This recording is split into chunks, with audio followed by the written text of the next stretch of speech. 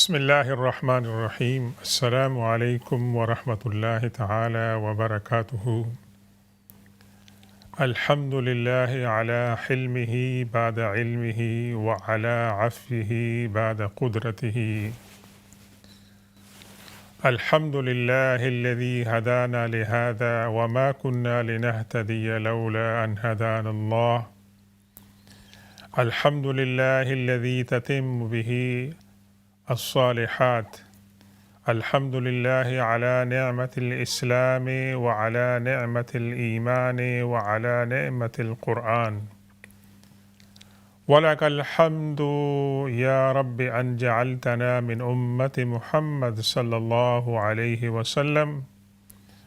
اللہم صل وسلم وبارک علی سیدنا و مولانا محمد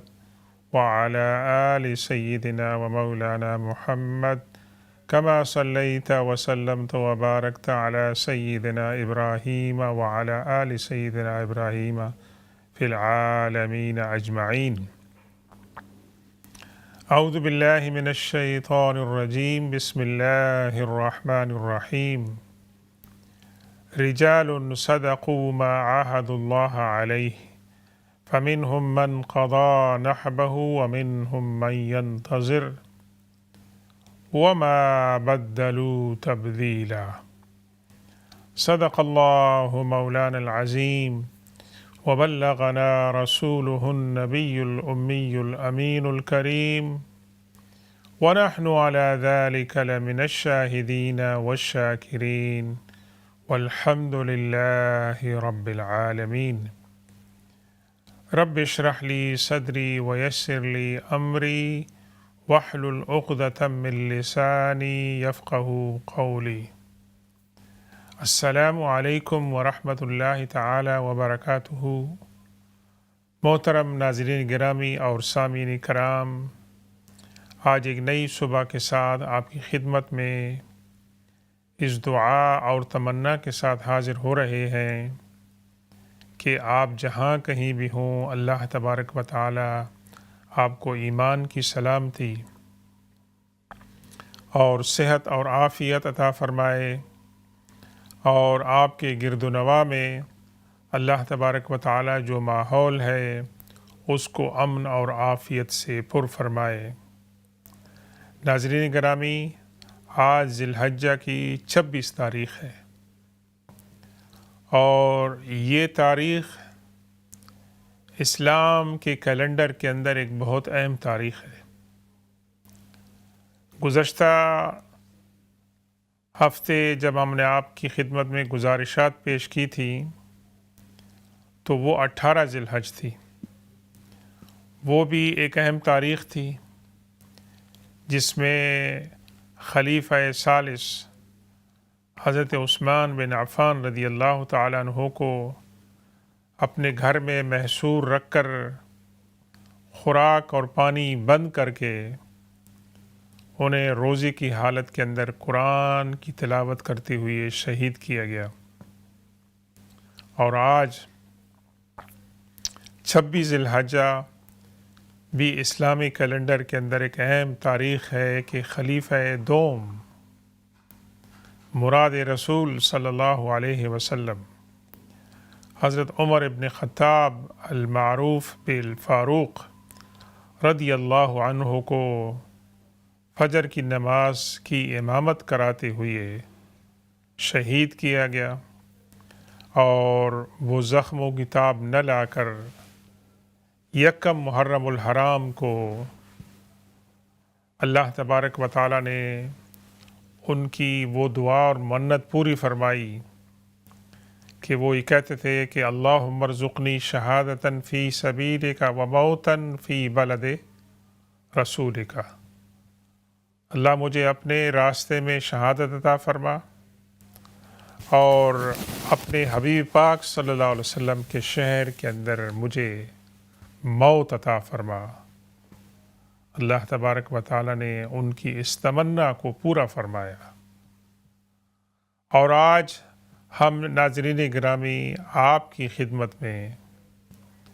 گلشن نبوت صلی اللہ علیہ وسلم سے ایک نہایت ہی پیارا پھول لے کر آئے ہیں، جس کی مہک آج بھی اسی طرح تازہ ہے جس طرح 1400 سال پہلے تھی، اور جس کی خوشبو سے ہم اپنے ایمانوں کو اور دل اور دماغ کو معطر کرتے ہیں۔ آج کی جو شخصیت ہے ان کو اللہ تبارک و تعالی نے بے شمار انعامات اور اعزازات سے سرفراز فرمایا،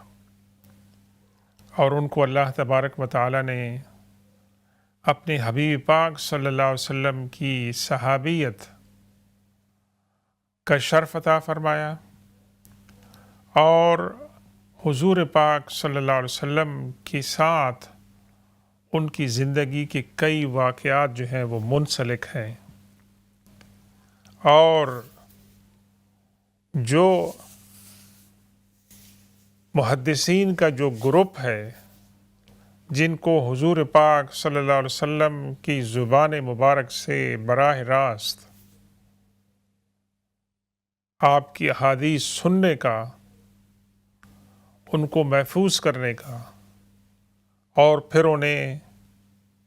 تابعین تک اور دیگر صحابہ کرام تک اور اس امت تک پہنچانے کا شرف حاصل ہے، وہ ہے فقیہ مدینہ حافظ جناب حضرت جابر بن عبداللہ الانصاری رضی اللہ تعالی عنہ و ارضاہ، جن کی پیدائش مدینہ پاک میں ہجرت طیبہ سے کچھ عرصہ پہلے ہوئی، اور پھر اللہ تبارک و تعالی نے انہیں اسلام اور ایمان کی نعمت بھی عطا فرمائی۔ ان کو اللہ تبارک و تعالی نے ایک ایسے گھرانے میں پیدا فرمایا کہ جب انہوں نے آنکھ کھولی تو ان کے والد گرامی حضرت عبداللہ بن عمرو بن حرام بن ثعلبہ بن حرام بن کعب بن غنم بن سلمہ، یہ انصار کے جو دو گروپ تھے، گروہ تھے، قبیلے تھے، اوس اور خزرج۔ بنو سلمہ ایک اس کی برانچ تھی خزرج کی، یہ اس سے بلانگ کرتے ہیں، اور ان کی والدہ محترمہ مشرف با اسلام ہوئی، اور انہوں نے جب آنکھ کھولی تو اپنے والد کی تربیت میں اور ان کے سائے میں انہوں نے بہت ساری چیزیں سیکھی، اور ان کو یہ اعزاز حاصل ہوا کہ ماں، بیٹا اور باپ دونوں نے بیک وقت حضور پاک صلی اللہ علیہ وسلم کی انہوں نے بیعت کی، اور یہ بیعت ہوئی جس کو بیع عقبہ ثانیہ کہتے ہیں، کہ جس میں انصار کے 70 سے زیادہ افراد بشمول چند خواتین کے، جنہیں یہ شرف حاصل ہوا کہ حضور پاک صلی اللہ علیہ وسلم کی مکہ میں آپ کے چچا حضرت عباس بن عبد المطلب رضی اللہ عنہ کی معیت میں بیعت کا شرف حاصل ہوا، حضور صلی اللہ علیہ وسلم کی زیارت ہوئی، اور حضور پاک صلی اللہ علیہ وسلم کے ہاتھ مبارک پر بیعت کی، اس بات پر بیعت کی خدا کی توحید، حضور پاک صلی اللہ علیہ وسلم کی رسالت، اور پھر یہ کہ حضور پاک صلی اللہ علیہ وسلم کے جو مشن ہے اس کو آگے بڑھانا، اور اس کے لیے جان مال ہر قسم کی قربانی دینے کا انہوں نے عہد کیا۔ یہ جو عہد تھا، الیجینس تھا، یہ مختلف تھا ان لوگوں کی بیعت سے جو مکہ میں حضور پاک صلی اللہ علیہ وسلم کے دست اقدس پر مسلمان ہوتے تھے۔ ان کے لیے صرف شہادت کا کلمہ پڑھنا کافی تھا، لا الہ الا اللہ محمد الرسول اللہ صلی اللہ علیہ وسلم ان کے لیے کافی تھا۔ ان سے حضور پاک صلی اللہ علیہ وسلم اور کسی چیز کی بیعت نہ کرتے تھے، لیکن انصار مدینہ کو یہ شرف اللہ تعالیٰ نے عطا فرمایا کہ نہ صرف ایمان اور اسلام کی شہادت بلکہ اس بات کا عہد بھی کہ وہ حضور پاک صلی اللہ علیہ وسلم کے دفاع کے لیے اپنا سب کچھ قربان کرنے کے لیے تیار ہوں گے. یہ ان کو اللہ تعالیٰ نے اعزاز عطا فرمایا انصار کو، اور اللہ تبارک و تعالیٰ نے اس کے ریوارڈ میں، اس کے ریٹرن میں ان کو اللہ تبارک و تعالیٰ نے بہت ساری نعمتیں عطا فرمائیں. ان کا ذکر قرآن کے اندر ہوا، ان کے لیے حضور پاک صلی اللہ علیہ وسلم نے دعائیں فرمائیں، ان کے لیے حضور پاک صلی اللہ علیہ وسلم نے امت کو، صحابہ کرام کو اپنے وصال کے وقت تلقین کی کہ ان لوگوں کا خیال رکھنا، اگر ان سے کوتاہی ہو جائے، کوئی لغزش ہو جائے تو ان کو درگزر کر دینا. یہ انصار ہیں. اور جب بیعت عقبہ ثانیہ کے اندر یہ لوگ رخصت ہوتے ہیں تو حضور پاک صلی اللہ علیہ وسلم انصار میں سے، دونوں قبیلوں میں سے، اوس اور خزرج میں سے 12 نقیب منتخب فرماتے ہیں. 12 نقیب آپ قرآن پاک کے اندر پڑھیں گے تو قرآن پاک کے اندر اللہ تبارک و تعالیٰ فرماتے ہیں کہ اللہ نے 12 نقیب مقرر فرمائے بنی اسرائیل میں سے، اور وہ جو 12 نقیب تھے وہ حضرت موسیٰ علیہ السلام کے گویا آنکھ اور کان تھے، اور جن کا کام یہ تھا کہ اس امت پر جو ہے نگاہ رکھنا اور اس بات کی ضمانت دینا کہ وہ راہ راست پر جو ہے وہ. تو حضور پاک صلی اللہ علیہ وسلم نے جو 12 نقیب مقرر فرمائے اس میں حضرت جابر بن عبداللہ رضی اللہ تعالیٰ عنہ کے والد گرامی حضرت عبداللہ بن عمرو بن حرام بن ثعلبہ کو بھی یہ اعزاز عطا فرمایا کہ وہ 12 جو نقیب تھے ان میں ایک تھے حضرت عبداللہ بن حرام، حضرت جابر رضی اللہ تعالیٰ عنہ کے والد گرامی، اور فرمایا کہ تمہاری مثال کن کی طرح ہے؟ تمہاری مثال حضرت عیسیٰ علیہ السلام کے ڈسائپلز، ان کی جو حواری ہیں ان کی طرح ہے. یعنی جب انہوں نے عہد کیا وہاں پر حضرت عیسیٰ علیہ السلام کے ساتھ، جب وہ مشرب ایمان ہوئے تو انہوں نے عہد کیا تھا کہ وہ حضرت عیسیٰ علیہ السلام کی تعلیمات کو نہ صرف فالو کریں گے بلکہ عیسیٰ علیہ السلام کے وہ آنکھ اور کان ہوں گے. تو یہ اللہ کے رسول صلی اللہ علیہ وسلم نے 12 نقیب منتخب فرمائے انصار میں سے، اور اپنی ہجرت سے پہلے کہ آپ کی تشریف آوری کے لیے گراؤنڈ جو ہے وہ تیار کیا جائے. کیونکہ جب یہ حضرات وہاں پر، خواتین و حضرات وہاں گئے تو ان کو مکہ کی صورتحال پتہ چل گئی، اور یہ حالت انہوں نے دیکھ لی کہ حضور پاک صلی اللہ علیہ وسلم رات کی تاریکی میں اور ایک خفیہ مقام پر جو ہے، شہر سے دور جو ہے اور لوگوں کی نظروں سے ہٹ کر آپ ان سے جب ملاقات کر رہے ہیں تو ان لوگوں کو پتہ چل گیا کہ مکہ کے حالات جو ہیں وہ حضور پاک صلی اللہ علیہ وسلم اور آپ کے جو فالوورز ہیں ان کے لیے جو ہے وہ مناسب نہیں ہیں اور بہت ہی تکلیف دہ ہیں. تو انہوں نے اللہ کے رسول صلی اللہ علیہ وسلم کو یہ پیشکش کی کہ یا رسول اللہ، آپ ہمارے ہاں تشریف لائیں، ہم جان و مال سے آپ کی حفاظت کریں گے. تو حضرت عباس رضی اللہ تعالیٰ نے دوبارہ کنفرم فرمایا کہ تم سوچو تم کیا کہہ رہے ہو، یہاں ان کی مخالفت ہے لیکن ان کو قبیلے کی اور خاندان کی جو ہے وہ سپورٹ بھی ہے. تو تم اگر اس بات پہ تہیہ کر چکے ہو کہ تم ان کی ہر خلاف سے ان کی حفاظت کرو گے تو پھر تم ان کو لے جاؤ، ورنہ یہاں پر جو ہے وہ رہیں گے. تو انصار نے اپنا یہ عزم دہرایا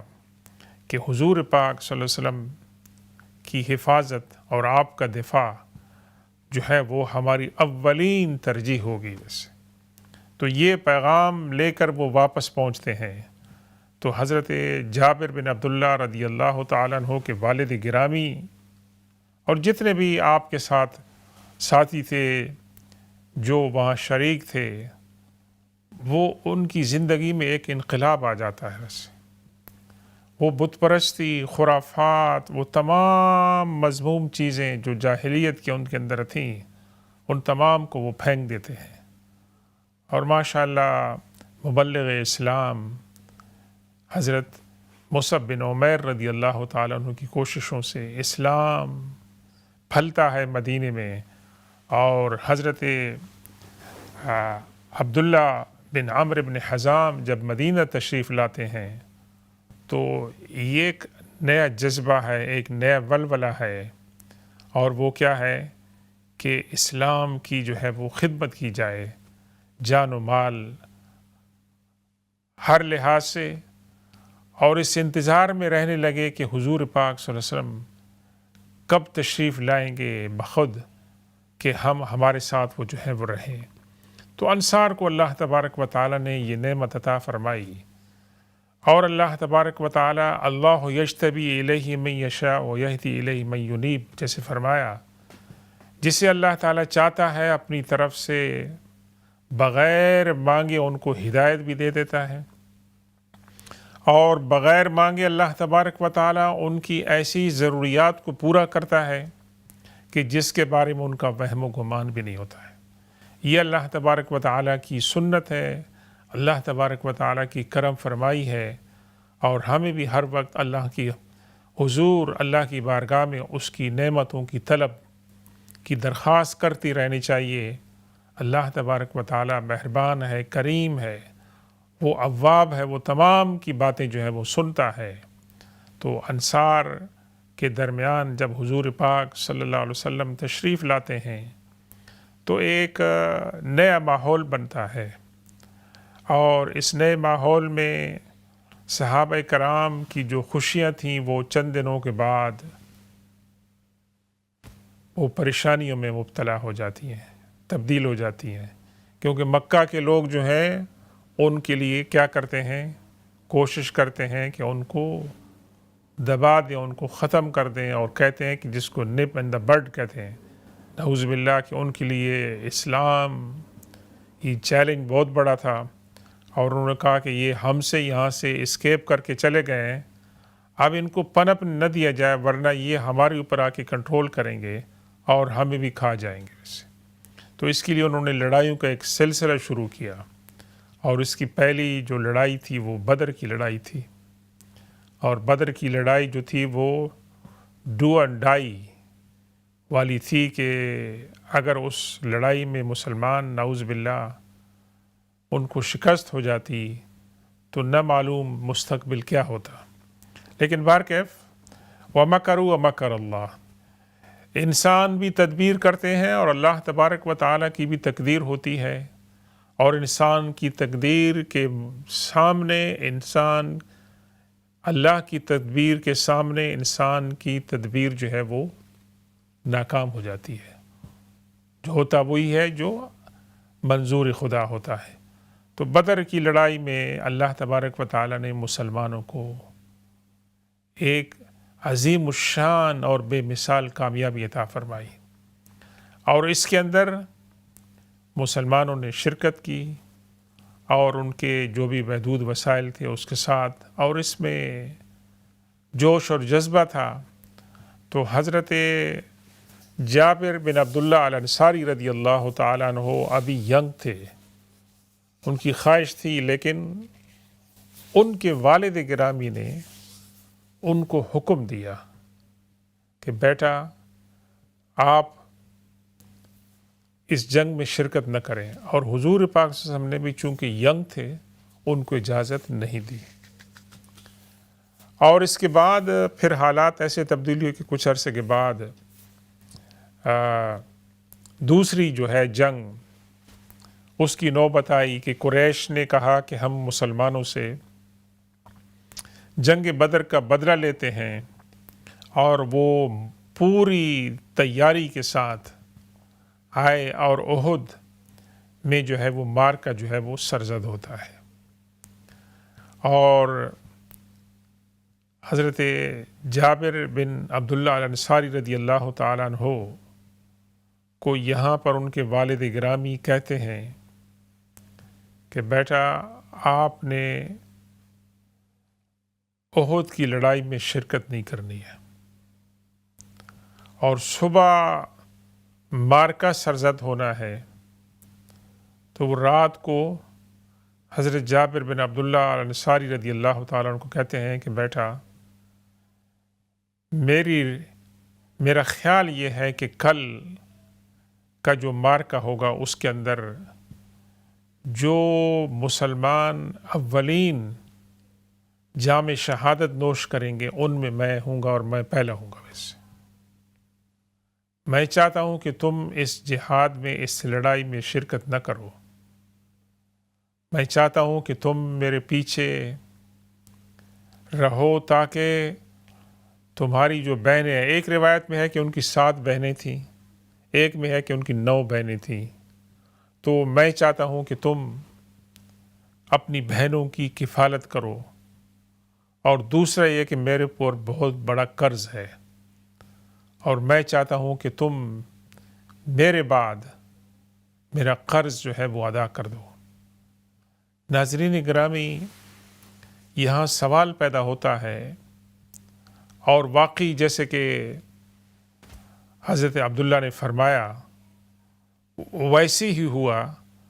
لیکن سوال یہاں پیدا ہوتا ہے کہ حضرت عبداللہ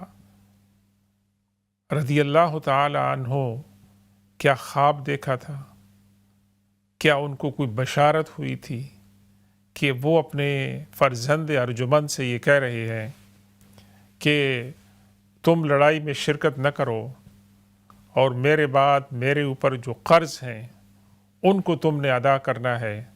اور اپنی 7 یا 9 جو بہنیں ہیں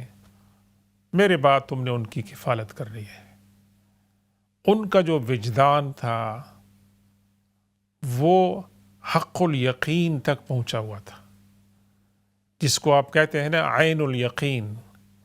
جب آپ کسی چیز کو اپنی آنکھوں سے دیکھتے ہیں، آپ کا مشاہدہ ہو جاتا ہے، کسی تھرڈ پرسن نے آپ کو نہیں بتایا، آپ نے خود مشاہدہ کیا ہے، عین الیقین، پھر حق الیقین تک پہنچ جاتے ہیں۔ ان کا جذبہ اتنا تھا کہ انہوں نے یہ تہیہ کیا تھا کہ میں اسلام، مسلمانوں اور حضور پاک صلی اللہ علیہ وسلم کے دفاع میں اپنی جان میں قربان کروں گا۔ اور یہ جذبہ کس بات پہ تھا کہ یہ جان اور مال اللہ کا دیا ہوا ویسے، اور اس وقت میری جان کی اگر ضرورت ہے اسلام کے لیے، حضور پاک صلی اللہ علیہ وسلم کی دفاع کے لیے، تو یہ جان جو ہے یہ اللہ کی ہے، اور اسی کی راہ میں اگر چلی جائے تو اس سے بہتر مصرف جو ہے وہ کوئی نہیں ہے۔ ویسے یہ بہت بڑی قربانی تھی ان کی، اور ان کا بہت بڑا جذبہ تھا۔ اور جب صبح مارکا برپا ہوتا ہے، حضرت جابر بن عبداللہ الانصاری رضی اللہ تعالیٰ عنہ اپنے والد کی وصیت کے مطابق جنگ میں شرکت نہیں کرتے ہیں، لیکن ان کے والد گرامی حضرت عبداللہ بن حرام رضی اللہ تعالیٰ عنہ جام شہادت نوش کرتے ہیں، اور ان کے ساتھ عمرو بن جبوہ رضی اللہ عنہ، اسی قبیلے کے ان کے رشتہ دار اور اس خاندان کے سردار، اور جو دونوں جو تھا ان کا بہت ہی گہرا تعلق تھا، وہ بھی جام شہادت جو ہے وہ نوش کرتے ہیں۔ اور نہ صرف جام شہادت نوش کرتے ہیں بلکہ ان کی باڈی اور دیگر صحابہ کرام جن کو شہید کیا گیا، ان کی باڈی کو میوٹیلیٹ کیا جاتا ہے، ان کی باڈی کا مسلح بنایا جاتا ہے۔ یعنی مسلح کی آپ نے کسی کو مارا ہے تو مارنے کے بعد آپ کا جو انتقام کا جذبہ ہے وہ ٹھنڈا نہیں ہوا، اور آپ چاہتے ہیں کہ اس کی ناک، اس کے کان، اس کے پاؤں، اس کو بھی آپ جو ہے نا تتر پتر کریں ویسے. تو ناظرین گرامی انشاءاللہ ہم تھوڑی دیر میں وقفے کی طرف جا رہے ہیں اور یہ ایمان افروز واقعات ہم جاری رکھیں گے، اور جب ہم واپس آئیں گے تو واپس آنے کے بعد آپ کے اگر سوالات ہوں گے تو ان کے جوابات بھی دینے کی کوشش کریں گے. سبحان ربک رب العزت عما یصفون وسلام علی المرسلین والحمد للہ رب العالمین.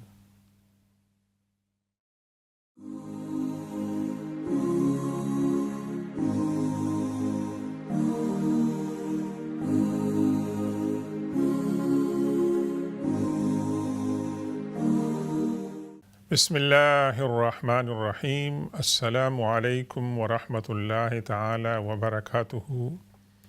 ویلکم بیک ناظرین گرامی. اس دوسرے حصے میں ہماری گفتگو کے اگر آپ کے کچھ سوالات ہیں تو آپ پیش کر سکتے ہیں، انشاءاللہ ہم ان کے جوابات دینے کی کوشش کریں گے. وقفے پہ جانے سے پہلے ہم حضور پاک صلی اللہ علیہ وسلم کے ایک انتہائی قریبی اور جلیل القدر صحابی جناب سیدنا جابر بن عبداللہ رضی اللہ تعالی عنہ کے ایمان افروز واقعات جو ہیں آپ کے ساتھ شیئر کر رہے تھے. اور ان کی ایک بہت بڑی خصوصیت یہ ہے کہ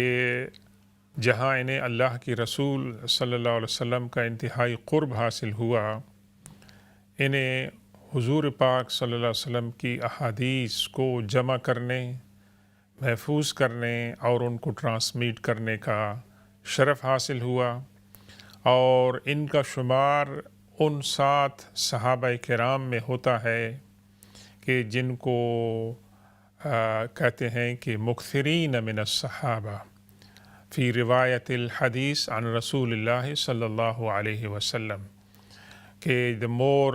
frequent transmitters of the hadith of the Prophet صلی اللہ علیہ وسلم. اس میں حضرت ابو ہریرہ رضی اللہ تعالیٰ عنہ، حضرت عبداللہ بن عباس، حضرت عبداللہ بن عمر، حضرت عبداللہ بن مسعود، حضرت عائشہ رضی اللہ تعالیٰ عنہ مومنین، حضرت ابو سعید الخدری رضی اللہ تعالیٰ عنہ، اور حضرت جابر بن عبداللہ رضی اللہ تعالیٰ عنہ کے بارے میں یہ ہے کہ انہوں نے 1540 احادیث، اکثر احادیث ڈائریکٹ انہوں نے حضور پاک صلی اللہ علیہ وسلم سے سنی. اور اس کے علاوہ حضرت ابوبکر صدیق، حضرت عمر فاروق، حضرت عثمان، حضرت علی رضی اللہ تعالیٰ عنہ، حضرت عبیدہ بن جراح رضی اللہ تعالیٰ عنہ اور دیگر جلیل القدر صحابہ کرام سے احادیث کو سنا. اور پھر ان کا جو حلقہ تدریس تھا اس کے اندر ان کے شاگرد تب. آئیے کال لیتے ہیں. السلام علیکم ورحمۃ اللہ تعالی وبرکاتہ. وعلیکم السلام ورحمۃ اللہ وبرکاتہ. استاد محترم کیسے ہیں؟ اللہ کا شکر ہے جناب، آپ خیریت سے ہیں؟ اس اللہ کا بڑا ہی فضل ہے. اچھا، آپ جو یہ درس و تدریس کا جو سلسلہ آپ نے جاری کیا ہے، میرا یہ موقف ہمیشہ ہی رہا ہے کہ ہماری اولادیں جو ہیں، خاص کر کے اس ملک میں جو ہیں اور یورپ میں یا امریکہ میں، وہ دین سے ذرا یا اپنے جو آباء و اجداد ہیں اور ہمارے جو قائدین ہیں ان سے ذرا دور ہوتی جا رہی ہیں. تو اس کے لیے یہ جو سلسلہ آپ نے شروع کیا ہے، میں اس کی قدر و منزلت سے اس کی میں چاہتا ہوں کہ میں تعریف کروں، کیونکہ یہ بہت ہی ضروری ہے. ہماری عمر کے اور یا آپ کی عمر کے جو لوگ ہیں ان کو تو کچھ نہ کچھ ہمیں پتہ تھا، لیکن نئی پوت جو ہے وہ چونکہ مغربیت کی قائل ہو گئی اور یہاں ان کو یہاں اسکولوں میں جاتے ہوئے، کالجز یا یونیورسٹی میں جاتے ہوئے ان چیزوں کا ادراک نہیں ہے. تو اس کے لیے یہ بہت ہی ضروری ہے جو آپ کام کر رہے ہیں. اللہ تعالیٰ کی ذات ہی صرف آپ کو اس کا صلہ دے سکے گی، لیکن ہمارے لیے اپریشیٹ کرنا بھی تو ضروری ہے. جب تک ہم لوگ جو ہیں، آپ کے جو معاون ہیں، وہ اس چیز کی قدر نہیں کریں گے اور لوگوں تک یہ چیز نہیں پہنچائیں گے تو پھر اس سلسلے کا شاید وہ اثر نہ ہو سکے جو ہونا چاہیے. تو میں آپ کا ممنون ہوں، اور آپ کے جتنے بھی اسلام کے چینل پہ جتنے بھی لوگ ہیں، اور شاہین بھائی تو بہت کوشش کرتے رہتے ہیں کہ ایسے ایسے ہیرے چنے اور ایسے ایسے جوہر چنے اور ایسے ایسے جناب وہ علماء کو سامنے لائیں جن کو نالج ہے، اور اس کے لیے ہم ان کے بھی مشکور ہیں، اسلام چینل کے بھی اور آپ لوگوں کے بھی بہت مشکور ہیں. دعاؤں میں یاد رکھیے گا. السلام علیکم ورحمۃ اللہ وبرکاتہ. وعلیکم السلام ورحمۃ اللہ تعالی وبرکاتہ. ہماری کمیونٹی کے بزرگ جناب زبیری صاحب تھے. اللہ تبارک و تعالی آپ نے جن نیک جذبات کا اظہار کیا ہے اللہ اس کو اجر عطا فرمائے، اور آپ جیسے بزرگوں کا، خیر خواہوں کا ہمارے اوپر سایہ جو ہے وہ جاری اور ساری رکھے. اللہ تعالیٰ آپ کی عمر میں برکت دے.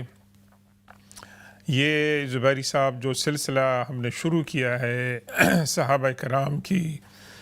سوانح حیات کا، یہ ہماری کتابوں میں موجود ہے اور ان کے تذکرے چلتے رہتے ہیں، اور اس پلیٹ فارم سے ان کو دوبارہ پریزنٹ کرنے کا ایک مقصد یہی ہے کہ ہم اپنی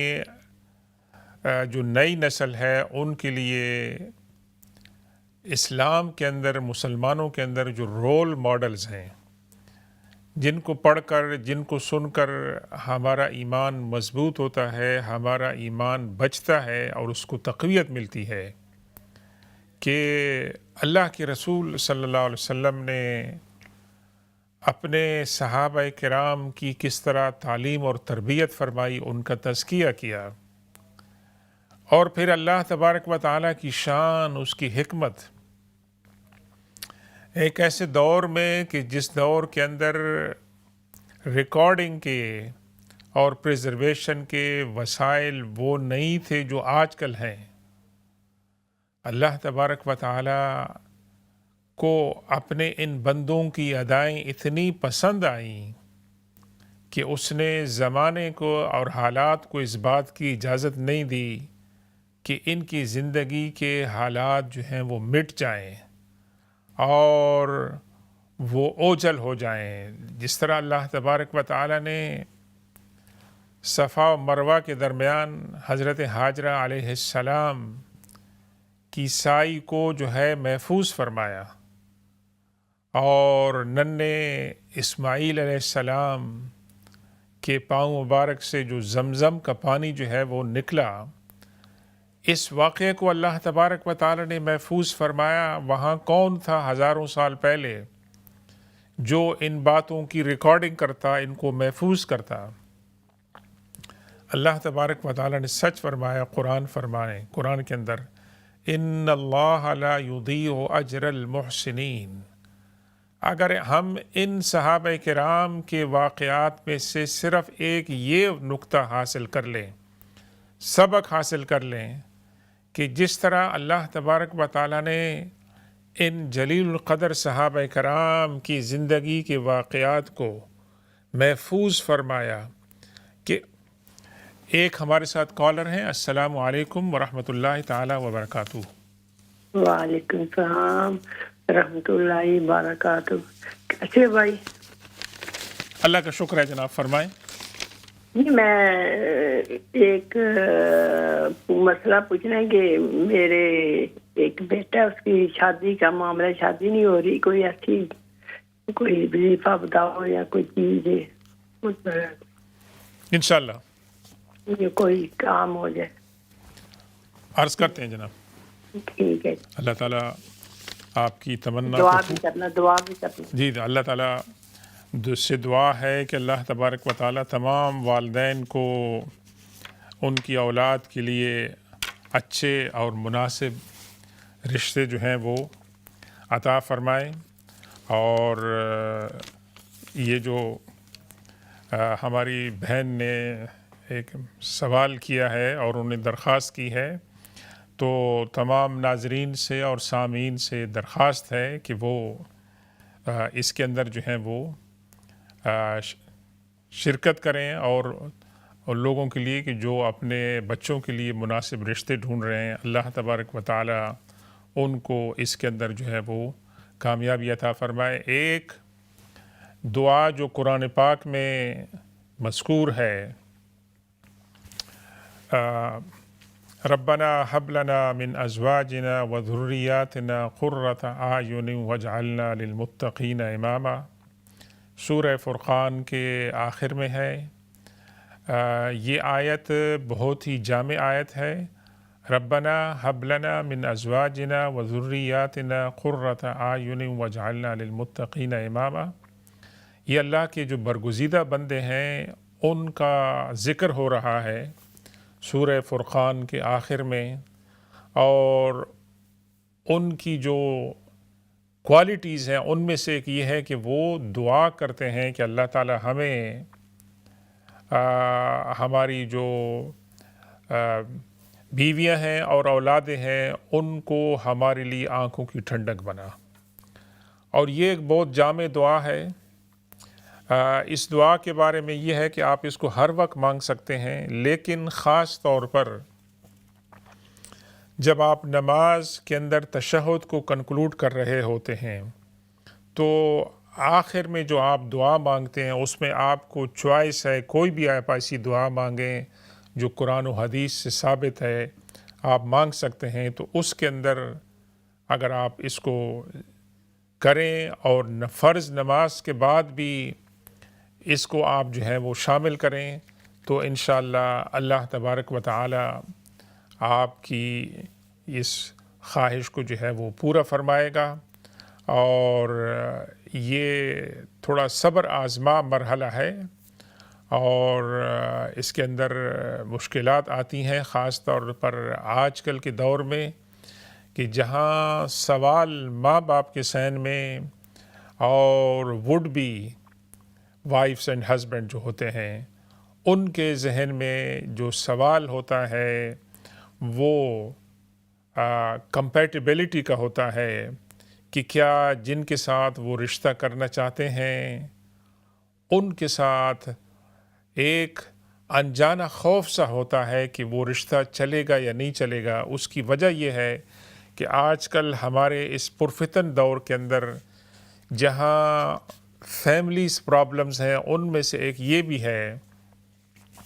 کہ ہم سنتے ہیں کہ 6 مہینے کے بعد، 1 سال کے بعد، 2 سال کے بعد ہمارے ساتھ ایک اور کالر ہیں۔ السلام علیکم ورحمۃ اللہ تعالی وبرکاتہ۔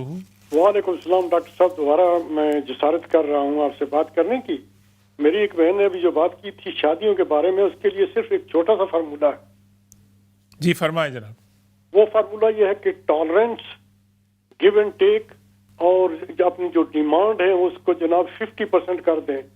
یقینی طور پر رشتے ہو جائیں گے۔ ہماری ڈیمانڈز اور ہماری جو اسپریشن ہے، ہماری جو خواہشات ہیں وہ بہت زیادہ رکھتے ہیں۔ 100% خوبصورت حسن یوسف بھی ہو اور زلیخا بھی ہو، تو ہمیں ان چیزوں سے ذرا تھوڑی سی پرہیز کرنے کے بعد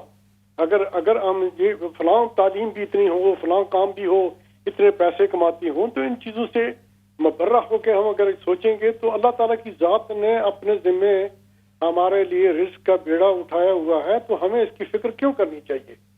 میں کئی مثالیں دے سکتا ہوں لیکن یہ مناسب نہیں ہے کہ جو لائیو پروگرام ہے اس میں مثالیں دے سکوں، تو اس کے لیے ٹالرنس کی بڑی ضرورت ہے۔ السلام علیکم ورحمۃ اللہ وبرکاتہ۔ وعلیکم السلام ورحمۃ اللہ تعالیٰ وبرکاتہ۔ تو ہم زبیر صاحب نے بھی بزرگ ہیں ماشاء اللہ، اور ہمارے ساتھ ایک اور کالر ہیں۔ السلام علیکم ورحمۃ اللہ وبرکاتہ۔ السلام علیکم۔ وعلیکم السلام ورحمۃ اللہ وبرکاتہ۔ مولانا صاحب، میں نے آپ سے ایک سوال پوچھنا ہے۔ جی ہیلو جی، میں سن رہا ہوں، فرمائیں۔ اچھا، یہ بات کر دوں میں ٹی وی ٹیلی فون؟ نہیں، آپ سوال پوچھیں، آپ، میں سن رہا ہوں۔ اچھا، یہ میں یہ پوچھنا چاہتی تھی کہ نماز میں جس وقت میں نماز پڑھتے ہیں جی، تو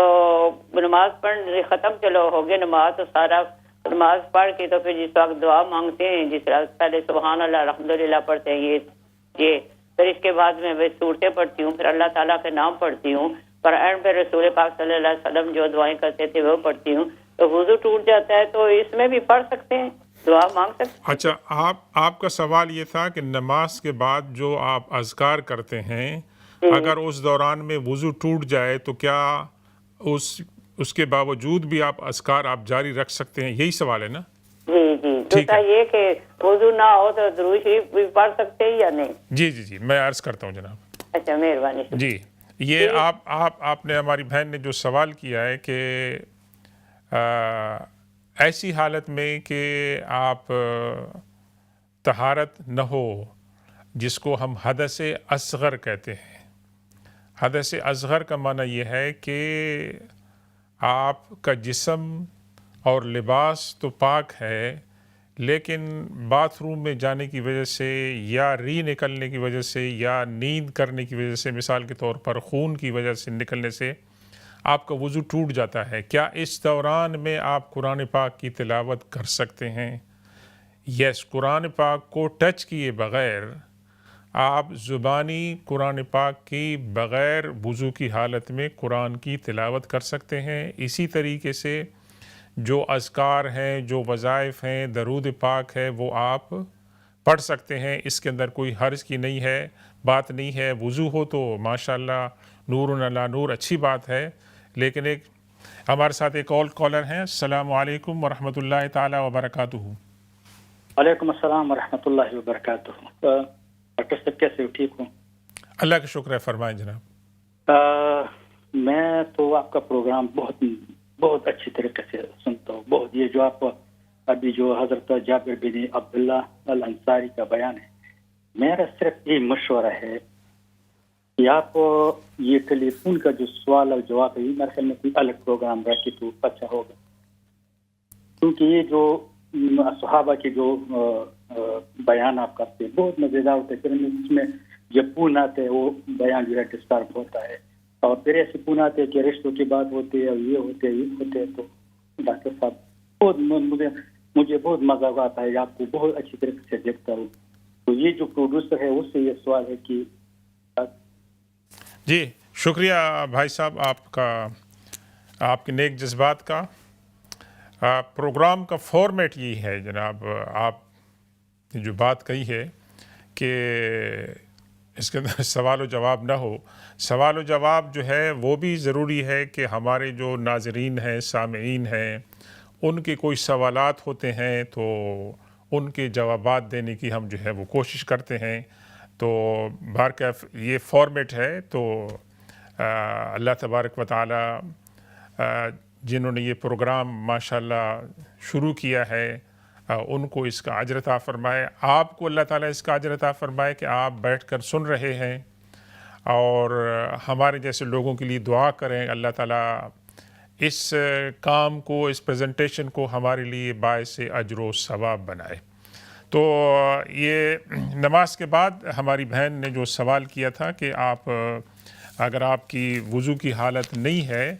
تو اگر میجر امپیورٹی نہیں ہے تو آپ ذکر، اذکار اور وظائف جو ہیں وہ کر سکتے ہیں۔ دوسرا، ہماری بہن نے جو سوال کیا تھا کہ بچوں کے رشتے کے لیے، اس کے اندر اور بھی بہت ساری چیزیں ہیں۔ ایک تو یہ ہے کہ بھئی آپ کثرت سے استغفار کریں، اللہ تبارک و تعالیٰ کو استغفار کی برکتوں سے بہت ساری جو ہے مشکلات جو ہیں وہ آسان ہوتی ہیں، تو اس کو آپ جو ہے وہ جاری رکھیں۔ اور دوسری بات یہ ہے کہ جیسے ہمارے بزرگ زبیری صاحب نے کہا تھا کہ ہم دیکھیں کہ جن کے ساتھ ہم رشتہ کرنے جا رہے ہیں ان کے اندر مین جو فیکٹر ہے وہ ہونا چاہیے کہ ان کے اندر دینداری، اخلاق اور دوسری جو صفات ہیں شرم و حیا کی، ادب کی، احترام کی، ان چیزوں کو ہمیں پرائیورٹی دینی چاہیے۔ اور باقی چیزیں بھی آپ دیکھ سکتے ہیں کہ ان کے اندر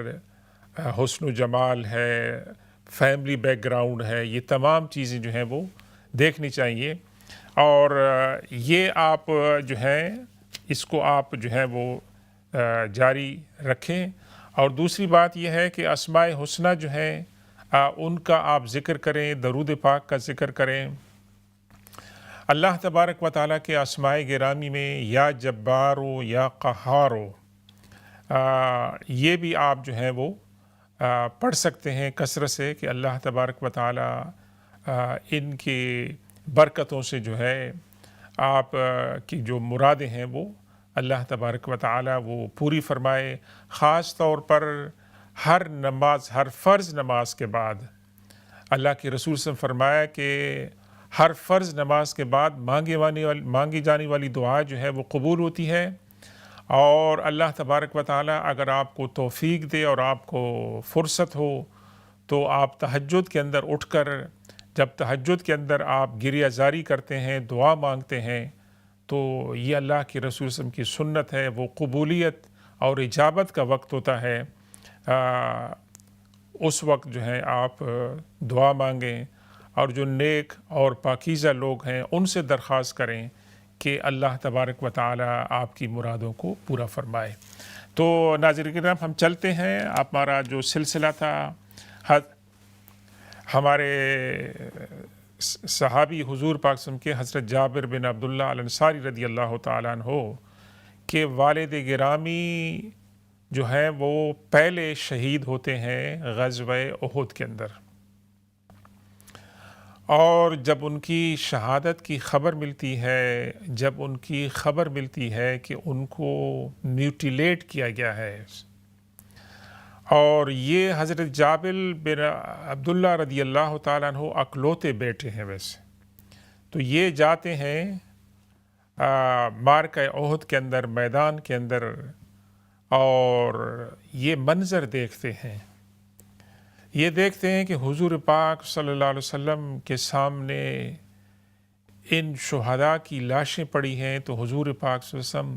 اس منظر کو دیکھ کر آپ دیدہ ہو جاتے ہیں، رنجیدہ ہو جاتے ہیں، اور اپنا رخ انور پھیر لیتے ہیں۔ برداشت نہیں کر سکتے ہیں کہ وہ صحابہ کرام جو آپ کے اتنے قریب تھے، جن کو آپ بہت ہی چاہتے تھے اور وہ آپ کو چاہتے تھے ویسے، اور بے شک شہادت کا بہت بڑا درجہ ہے ویسے، لیکن ایک حضور پاک صلی اللہ علیہ وسلم آپ دیدہ ہو جاتے ہیں ویسے، اور